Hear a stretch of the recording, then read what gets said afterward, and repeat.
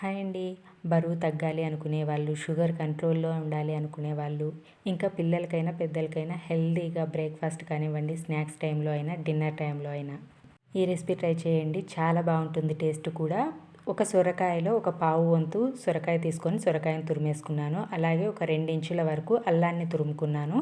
ఇప్పుడు చాపర్ తీసుకొని ఒక పెద్ద సైజు ఉల్లిపాయ, ఒక 4 పచ్చిమిర్చి, కరివేపాకు, కొత్తిమీర ఇవన్నీ వేసి నేను చాప్ చేసుకున్నాను సన్నగా. మీరు కావాలంటే మిక్సీ జార్లో వేసి కోర్స్గా గ్రైండ్ చేసుకోవచ్చు. ఇప్పుడు ఈ సొరకాయ తురుములోనే ఈ మొత్తం పేస్ట్ మొత్తాన్ని వేసేసి అంతా ఒక్కసారి కలుపుకొని ఇప్పుడు మనం జొన్నపిండి వేసుకుంటున్నాం. జొన్నపిండి అంటేనే హెల్తీ కదా. షుగర్ కంట్రోల్ అవ్వాలన్నా, బరువు తగ్గాలన్నా చాలా బాగా యూజ్ అవుతుంది. జొన్న రొట్టెలు చేయడం కష్టం అనేవాళ్ళు ఇలా ట్రై చేసి చూడండి. పిండి క్వాంటిటీ అంతా ఇంత అని లేదు, మనకు నచ్చినంత వేసుకోవచ్చు. నేను 2 కప్పుల్లో కొంచెం మిగిల్చుకున్నాను. ఇప్పుడు ఇందులో టేస్ట్కి తగ్గట్టుగా ఉప్పు, కారం వేసేసి ధనియాల పొడి, పసుపు వేసుకున్నాను. అలాగే నానబెట్టుకున్న ఒక టేబుల్ స్పూన్ శనగపప్పు, పెసరపప్పు వేసుకొని ఒక్కసారి అంతా కలిపి వేడి వేడి నీళ్లు పోసుకోండి. కొంచెమే నీళ్లు పడతాయి, సొరకాయలో వాటర్ ఎక్కువ ఉంటుంది కాబట్టి వేడి వేడి నీళ్లు పోసి ఈ కన్సిస్టెన్సీలో కలుపుకోవాలి.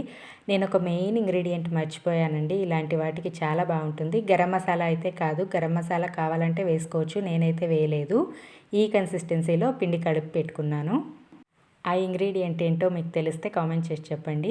అలాగే బటర్ పేపర్ కానీ లేదంటే తడి క్లాత్ మీద కూడా చేసుకోవచ్చు. తడి క్లాత్ మీద అయితే ఆయిల్ వేయాల్సిన పని లేదు. నేను బటర్ పేపర్ మీద చేస్తున్నాను కాబట్టి ఒక 2 చుక్కల ఆయిల్ వేసి ఇలా మనకు కావాల్సినంత పిండి అంటే ఒక పెద్ద సైజు చపాతీ పిండి అంతా తీసుకొని ఇలా చేసేసుకోవడమే రౌండ్గా. మరీ మందంగా కాకుండా మరీ పల్చగా కాకుండా ఇలా చేసుకున్న తర్వాత చేతి వేలికి కొంచెం తడి అప్లై చేసుకొని ఇలా హోల్స్ చేసేసుకోవాలి. స్టవ్ పైన పెనం పెట్టేసుకొని నేను ఇనుప పెనం పెట్టేసుకున్నాను. జొన్న రొట్టె చేసే పెనం. కొంచెం ఆయిల్ అప్లై చేసి ఇలా పెనం పైన వేసేస్తున్నాను. మీరు ఆయిల్ వద్దు అనుకుంటే కనుక ఆయిల్ లేకుండా కూడా కాల్చుకోవచ్చు. ఇలా కొంచెం ఆయిల్ ఇలా హోల్స్లో వేస్తే కనుక బాగా క్రిస్పీగా వస్తాయి. కొంచెమే వేసాను, లైట్గా 2 చుక్కల్లాగా వేసేసి అంతా ఇలా కొంచెం లైట్గా స్ప్రెడ్ చేసుకున్నాను. ఆయిల్ పూసిన తర్వాత మంటని సిమ్ టు మీడియం మధ్యలో పెట్టి క్రిస్పీగా 2 వైపులా మంచి కలర్ వచ్చేంత వరకు కాల్చుకోవడమే. ఇంతేనండి, జొన్న పిండితో సొరకాయ తప్లెన్ రెడీ అయిపోయింది. టేస్టీ కాదు, చాలా హెల్తీ. ట్రై చేసి చూడండి. ఉట్టివే తినేసేయచ్చు, లేదంటే కచప్లో తినవచ్చు.